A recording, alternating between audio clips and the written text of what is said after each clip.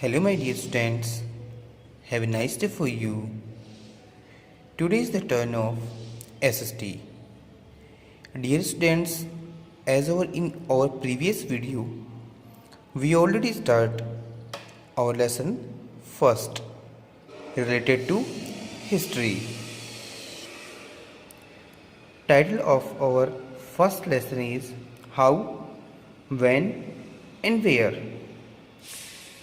Dear students, ये हमारी SST का पार्ट 3 है और पास्ट, और इसके फर्स्ट लेसन को हमने शुरू कर दिया है।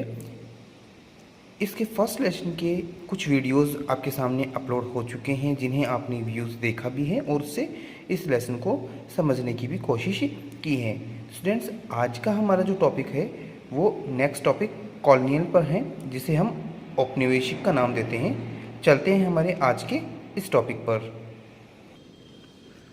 स्टूडेंट्स, आज का जो हमारा ये टॉपिक है व्हाट इज़ कॉलोनियल। इस कॉलोनियल वाले टॉपिक में हम क्या देखते हैं और इसको स्टडी करने की आज कोशिश करते हैं। In this book you will read about the way the British came to conquer the country and establish their rule. क्या कहा इसने, देखो कि इस बुक के अंदर आप और हम इस चीज़ को पढ़ेंगे, इस चीज़ का अध्ययन करेंगे कि किस तरह से अंग्रेजी सरकार जो है या अंग्रेज जो है हमारे देश में आए और यहाँ आकर के हमारे देश के ऊपर उन्होंने शासन किया। कैसे यहाँ के जो conquer the country and establish their rule subjecting local nawab and raja, और यहाँ के राजा और नवाब को किस तरह से उन्होंने दबा करके यहाँ पर अपना शासन किया। You will see how they established control over the economy and society, collect revenue to meet all their expenses, brought the goods they wanted at low price, produced crops they needed for export, and you will understand the changes that came about as a British rule as a consequence। नीचे line में चले गए थे। क्या कहा है students यहाँ पर कि किस तरह से उन्होंने यहाँ पर शासन किया, और साथ में ही उन्होंने क्या कहा किस तरह से उन्होंने हमारी इकोनॉमिक जो स्ट्रक्चर है उसको और हमारे सोशल जो समाज है उसको किस तरह से उन्होंने कंट्रोल किया। अपने जो जितने भी एक्सपेंस थे, कलेक्ट रेवेन्यू, उन्होंने कर वसूल किया। किस चीज़ के लिए? मीट ऑल दियर एक्सपेंस, अपने खर्चों को निपटाने के लिए उन्होंने अलग अलग तरीक़ों से कर वसूल किया। और साथ में ही इन्होंने क्या कहा, इन्होंने देखो brought the goods they wanted, कि उस सामान को लाने के लिए कह रहे थे, मतलब अपनी ज़रूरत की जो चीज़ें थी उनको उन्होंने क्या किया, सस्ता, एकदम बिल्कुल सस्ता कर दिया, लो प्राइस के ऊपर खरीदने start. Produced crop they needed for export, और जिस सामान को, जिस चीज़ को वो एक्सपोर्ट करना चाहते थे, जिस फसल को एक्सपोर्ट करना चाह रहे थे, उसकी पैदावार उन्होंने ज़्यादा से ज़्यादा करवानी शुरू की। And you will understand the changes that came about as the consequence, और इस दौरान जितने भी बदलाव जो आए, उन बदलाव या किस तरह की कोशिशें या जिन जो कोशिशें इन्होंने की है उन कोशिशों के अगेंस्ट जिस तरह के बदलाव आए वो भी हम यहाँ पर पढ़ेंगे और समझेंगे। You will also come to know about the changes British rule brought come to values and taste. क्या कहा इसने कि ब्रिटिश शासन के दौरान यहाँ पर उनके जो वैल्यू, जिसको हम बोल सकते हैं मूल्य, एंड टेस्ट, और जो एक तरह से मान्यताएं जो थी इनकी बात करते हैं, कस्टम्स एंड प्रैक्टिस की, यहाँ की मान्यताओं में, यहाँ की जो मूल्य मान्यताएं थी उनके अंदर, जो ट्रेडिशन थे उनके अंदर कैसे बदलाव आए। When the subjections of one country by another leads to this kind of political, economic, social and cultural changes we refer to the process and colonisation. क्या कहा इसने, देखो किस तरह की उनकी रीति रिवाजों में, किस तरह उनके तौर तरीक़ों के अंदर जो बदलाव आए वो जब एक देश दूसरे देशों को दबाते हैं। क्या कहें, when the subjections of one country by another leads, की जब एक देश दूसरे देश को दबाता है, उसको प्रेशराइज करता है, उसके ऊपर शासन करता है, तो उसके अंदर राजनीतिक, पॉलिटिकल जो बताया गया, इकोनॉमिक आर्थिक बताया गया, सोशल सामाजिक और कल्चरल, इस तरह के चेंजेज वहाँ पर आए हैं। और इन सब चेंजेज, इन सब बदलावों की जो प्रोसेस है उस प्रोसेस को कहा गया कॉलोनाइजेशन, जिसको हम बोल सकते हैं औपनिवेशीकरण। कॉलोनाइजेशन का मतलब होता है औपनिवेशीकरण। तो स्टूडेंट्स, यहाँ पर हमने कॉलोनियल जो टॉपिक था उसको हमने शुरू किया, और इसके बारे में और जितना भी है उसे हम आज इस वीडियो में समझने वाले और पढ़ने वाले हैं। You will however find that all classes and groups did not experience these changes in the same way. क्या कहा इसने? You will however find, कैसे? Find the all classes and groups की जितनी भी क्लासेज और जितने भी ग्रुप्स हैं उनके अंदर did not experience this changes, in changes के बारे में आपने एक्सपीरियंस नहीं लिया होगा इन द सेम वे, एक ही तरीके से. That is why the book is called our past in the plural. इसीलिए इसको क्या कहा इसने कि मतलब एक ही बुक में एक ही क्लास के अंदर आपको इन सब चीज़ों का नॉलेज नहीं मिल पाता, इसीलिए इसको प्लूरल फॉर्म में रखा गया. आवर पास्ट, हमारा अतीत. अतीत अकेला नहीं है, उसमें प्लूरल फॉर्म में बहुत सारी हमारी डिस्कशंस हैं अतीत के बारे में. हाउ डू वी नो, कैसे हम जान सकते हैं उन सब चीज़ों के बारे में. What sources do historian use in writing about the last 250 years of Indian history. क्या कहा इसने? भारतीय इतिहास की बात की जा रही है. जो पिछले 250 साल का जो इतिहास है उसको लिखने के लिए जो हिस्टोरियंस हैं, जो इतिहासकार हैं, उन्होंने कौन कौन से रिटन सोर्सेज को यूटिलाइज किया है, इस चीज़ के बारे में यहाँ डिस्कशंस चल रहा है.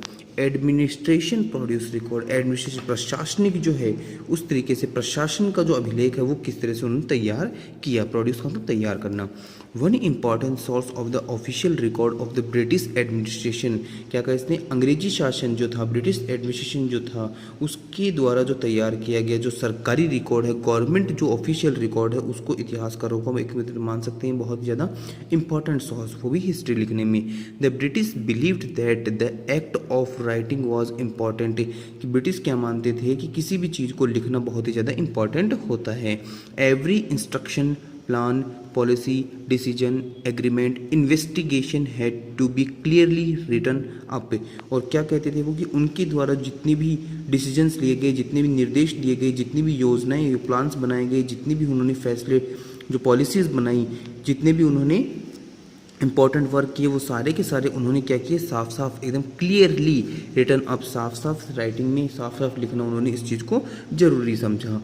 Once this was done things could be properly studied and debated. क्या कहा इसने? कि अगर ऐसा हो जाता है कि हर एक चीज़ को लिखा गया है तो उसके बाद में क्या है कि उन चीज़ों को अच्छी तरह से पढ़ा जा सकता है, अध्ययन किया जा सकता है, और उसके ऊपर हम लोग क्या कर सकते हैं? अच्छी तरह से वाद विवाद एक तरह से मान सकते हैं, उनके बारे में डिस्कशंस भी कर सकते हैं. This conventions produced N administrative culture of memos, notice and reports. क्या कहा इसने? ये कन्वेंशंस जो है इस ये एक तरह से मान सकते हैं, समझदारी मान सकते हैं इस चीज़ की. कन्वेंशन को हो सकते हैं एक तरह से चतुराई मान सकते हैं. Produced N administrative culture of memos. तो इन्होंने क्या किया? इस चीज़ को एडमिनिस्ट्रेटिव, प्रशासनिक जो एक तरह से मान सकते हैं, उस संस्कृति को उन्होंने प्रोड्यूस्ड किया. And memos, notice and reports, इनके द्वारा दी गई जो ज्ञापन थे, इनके द्वारा दी गई जो नोटिसेज, जो एक तरह से मान सकते हैं प्रतिवेदन, टिप्पणियाँ जो थी, उनको इन्होंने सारा रिटन स्टेटमेंट में लिखा, उसको लिखित में बनाया. Also felt that all important documents and letters needed to be carefully preserved. और जो अंग्रेज़ों को क्या लगता था कि जितने भी इम्पोर्टेंट डॉक्यूमेंट्स हैं, जितने भी लेटर्स हैं, उनको केयरफुली संभाल करके रखना चाहिए.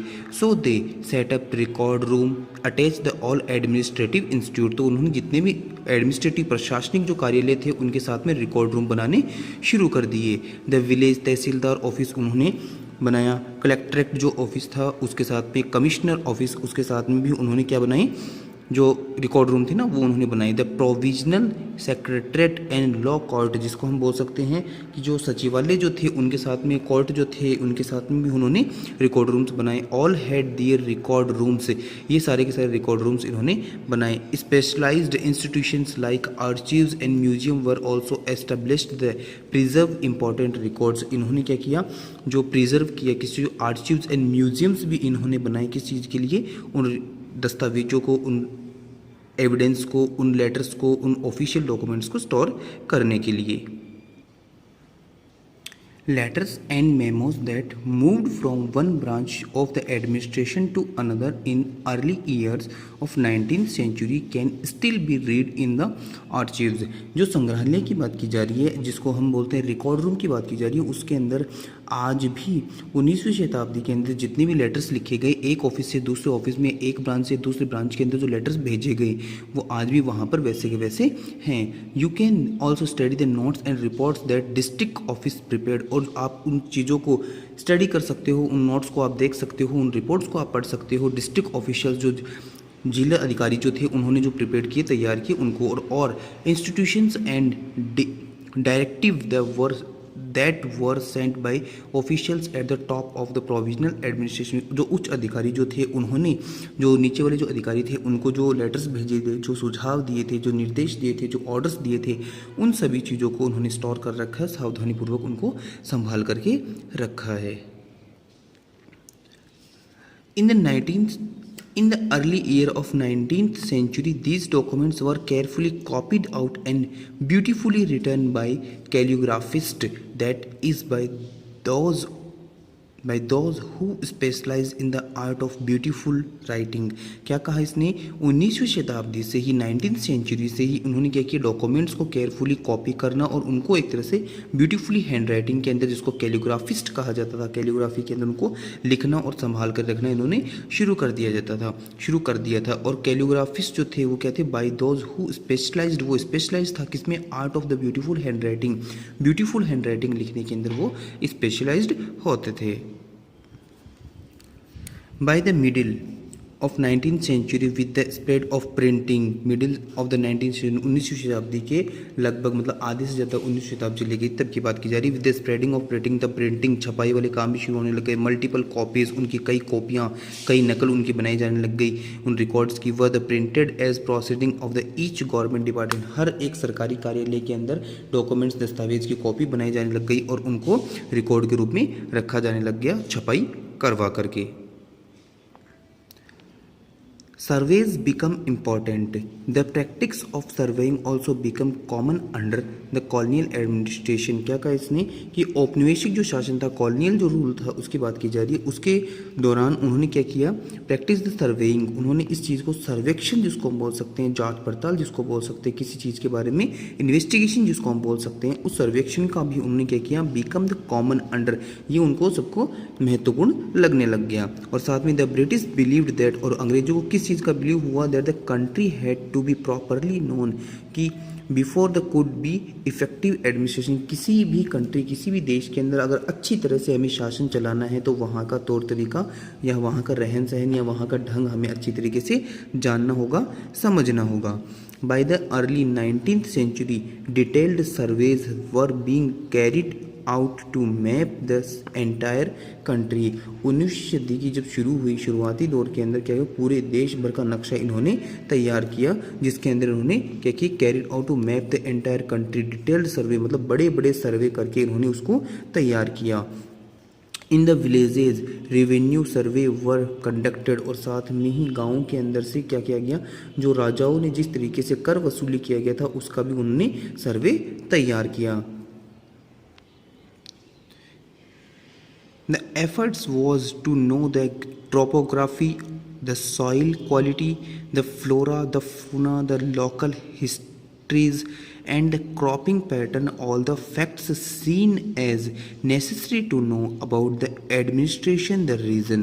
क्या कहा इसने यहाँ पर कि इस सर्वे के अंदर इन्होंने जो मिट्टी की जो परत है उसके बारे में, जो मिट्टी की जो क्वालिटी है, गुणवत्ता है, उसके बारे में, वहाँ पर मिलने वाले जो पेड़ पौधे हैं, वहाँ पर मिलने वाले जो जीव जंतु हैं और वहाँ का जो इतिहास है, और साथ में ही वहाँ पर उगाई जाने वाली जो फसलें हैं उनका भी इन्होंने साथ में ही सर्वे किया। और उसके बाद में इन्होंने क्या कहा इसके अंदर, from the end of 19th century, क्या कहा इन्होंने, census operation were held every 10 years। और साथ में ही इन्होंने क्या कहा कि अंग्रेज़ों ने इन इलाकों के अंदर इन सब चीज़ों के बारे में जब पता कर लिया, इनकी फसलों के बारे में, इनकी ज़मीनों के बारे में, पेड़ पौधों और जीव जंतु के बारे में, तो उन्होंने क्या किया, 19th century के जब एंड था तो वहाँ से उन्होंने क्या कहा कि हर 10 साल बाद भी हम क्या करेंगे, इसी तरह के सर्वे करेंगे। Census operation were held every 10 years, की इसी तरह से हर 10 साल बाद भी ऐसे सर्वे किए जाएंगे। These prepared detail record of number of people in all the provisions of India, जिसके अंदर जनगणना की जाएगी, वहाँ पर पॉपुलेशन को काउंट किया जाएगा और पॉपुलेशन को काउंट करने के साथ साथ में वहाँ पर रहने वाले अलग अलग लोगों के बारे में, जिसके अंदर क्या क्या चीज़ें शामिल की, नोटिसिंग इंफॉर्मेशन ऑन कास्ट, उनकी कास्ट के हिसाब से उनकी इंफॉर्मेशन, रीजन उनके धर्म के अनुसार, उनके ऑक्यूपेशन के अनुसार उनको जनगणना में शामिल किया जाएगा। There were many other surveys, जिसके अंदर बॉटनिकल सर्वे किए गए, जूलॉजिकल सर्वे किए गए, आर्कियोलॉजिकल सर्वे किए गए, एंथ्रोपोलॉजिकल सर्वेज किए गए, फॉरेस्ट सर्वे भी इन्होंने किए, जिसके अंदर सबसे पहले जो इन्होंने बॉटनिकल सर्वे किया, जिसके अंदर वानस्पतिक सर्वे, फिर प्राणी विज्ञान सर्वे जिसको हम जूलॉजिकल सर्वे बोलते हैं, जियोलॉजिकल सर्वे को, आर्कियोलॉजिकल सर्वे को हम पुरातात्विक सर्वे बोलते हैं, और फिर इन्होंने जो एंथ्रोपोलॉजिकल सर्वे किया जिसके हम मानव शास्त्रीय जिसको बोल सकते हैं, वो सर्वे इन्होंने किया, फॉरेस्ट सर्वे भी इन्होंने किए। तो ये अलग अलग सर्वे करके इन्होंने इंडिया और इंडिया के रहन सहन, इंडिया के कल्चर, इंडिया की संस्कृति, इंडिया की ज़मीन, मिट्टी, क्रॉप्स, इन सब चीज़ों के बारे में इन्होंने डिटेल के अंदर स्टडी की। नेक्स्ट टॉपिक हमारा क्या है, what official records do not tell, कि ऑफिशियल रिकॉर्ड होते हुए भी हमें किस चीज़ की जानकारी नहीं मिलती या क्या चीज़ वो हमें नहीं बताते। From the vast crops of record we can get the know a lot but we must remember that, क्या कहा इसने कि ये जो रिटर्न जो रिकॉर्ड हैं, वास्ट क्रॉप्स का मतलब एक तरह से मतलब बहुत सारा या बहुत सारे जो दस्तावेज हैं, बहुत सारे जो डॉक्यूमेंट्स हैं, बहुत सारे जो रिकॉर्ड्स हैं, वी कैन गेट नो, जिनसे हमें जानकारियाँ मिलती हैं और बहुत कुछ हम इनसे जान सकते हैं, बट वी मस्ट रिमेंबर, लेकिन हमें ये भी याद रहना चाहिए that these are official records, की ये सरकारी और वो भी ऑफिशियल कार्यालय के जो रिकॉर्ड्स थे वही हैं। They tell us what the officials thought, जो हमें क्या बताते हैं ऑफिशियल्स की थॉट कैसी थी, वहाँ जो कार्यालय के अंदर किस तरह की विचारधाराएं थी उनके बारे में, व्हाट दे वर इंटरेस्टेड, किस चीज़ के अंदर ऑफिस वाले इंटरेस्टेड थे, and what they wished to preserve the posterity, और किस चीज़ को वो बचाए रखने में बिलीव करते थे ऑफिस वाले, उन्हीं की हमें जानकारी मिलती है। These records do not always help to understand what the other people in country felt and what lay behind these actions, their actions। क्या कहा इसने, इन सब चीज़ों से हमें ऑफिस के बारे में जानकारी तो मिलती है पर हमें do not always help, इस चीज़ की हेल्प बिल्कुल भी नहीं मिलती, कैसे अंडरस्टैंड अदर पीपुल, की बाकी लोग क्या सोचते हैं, क्या विचारते हैं, इन कंट्री फेल्ट, और पूरा देश कैसी विचारधारा रखता है, व्हाट ले बिहाइंड दियर एक्शंस, और उनके बदले में उनकी जो कार्रवाई होती है उनकी वजह क्या थी, ये हमें सारी चीज़ें किससे, इन ऑफिशियल रिकॉर्ड से देखने को नहीं मिलती। For what we need to look elsewhere, तो इन बातों को जानने के लिए हमें और क्या करना होगा, when we begin to search for these other sources we find them in plenty, through they are more difficult to get than official records। क्या कहा इसने कि अगर हम दूसरे स्रोत या दूसरे जो सोर्सेज है उनको अगर हम फाइंड आउट करने में अगर हम कोशिश करते हैं तो उनके अंदर भी किसी न किसी तरह की कोई कमी रहती है, लेकिन इसके क्या कहा गई, सरकारी जो गवर्नमेंट के जो रिकॉर्ड हैं उनके कंपैरिजन के अंदर उन्हें हमें ढूंढना या उन्हें हमें फाइंड करना difficult to get than official records, more difficult, बहुत ज़्यादा कठिन है। क्यों कठिन है, क्योंकि सरकारी रिकॉर्ड्स के बारे में तो ये क्लियर था कि अंग्रेज़ों को रिटर्न दस्तावेज जो थे, लिखित जो दस्तावेज थे पसंद थे, इसलिए उन्होंने सरकारी जितने भी काम हुए उनको लिखवाया, लेकिन अदर जो फीलिंग्स की बात की जा रही है, पूरी कंट्री की बात की जा रही है, तो उनके जो रिटर्न डॉक्यूमेंट्स बने भी हैं या नहीं भी बने इसकी भी श्योरिटी नहीं है, और बने हैं तो फिर उनका स्टोरेज हुआ है या नहीं हुआ ये भी श्योर नहीं है। We have diaries of people, accounts of pilgrims and travellers, an autobiography of important personalities and popular booklets that were sold in the local bazaars.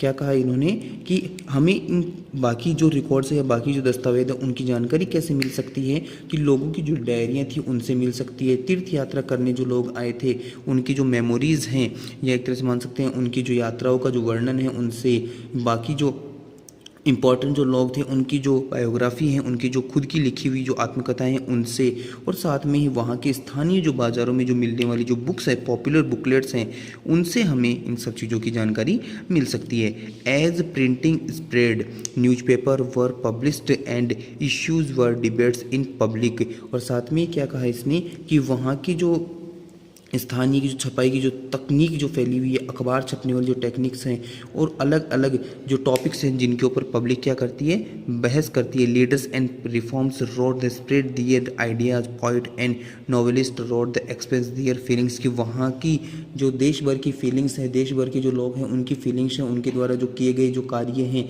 उनकी जो रिटर्न जो हमें एविडेंट मिल सकते हैं, वो उनके द्वारा लिखे गए जो एक तरह से उस समय फैली गई जो विचारधारा है, उनको हम उस समय के चलने वाले या छपने वाले जो पत्र पत्रिकाएं, अखबार हैं, कविताएं हैं, उनके द्वारा उनके माध्यम से जान सकते हैं। All these sources however were produced by those who were literate, क्या कहा इसने, लेकिन ये सारे के सारे जो सोर्स हैं उन लोगों ने लिखे हैं जिनको पढ़ना लिखना आता था, उस समय जो पढ़े लिखे थे। From these we will not to able to understand how history was experienced and lived by the tribal and the peasants, और साथ में ही हम ये भी मान सकते हैं, लेकिन हमें इन सब चीज़ों से उन चीज़ों का भी पता नहीं, मतलब इतने एविडेंट होने के बाद में भी हम उन चीज़ों का पता नहीं लगा सकते कि उस समय के जो ट्रिबल लोग, जो आदिवासी लोग जो थे, पीजेंट, उस समय जो किसान जो थे वो कैसे थे। The workers in the mines, जो खानों में काम करने वाले, खदानों में काम करने वाले जो वर्कर्स थे उनका जीवन कैसा था। और the poor on the street, और गलियों के अंदर जो गरीब जो लोग थे जो अपनी ज़िंदगी गुजारते थे उनका अनुभव कैसा था। ये सारी चीज़ें भी हमें इन स्रोतों से या इन सोर्सेज से भी पता नहीं चलती।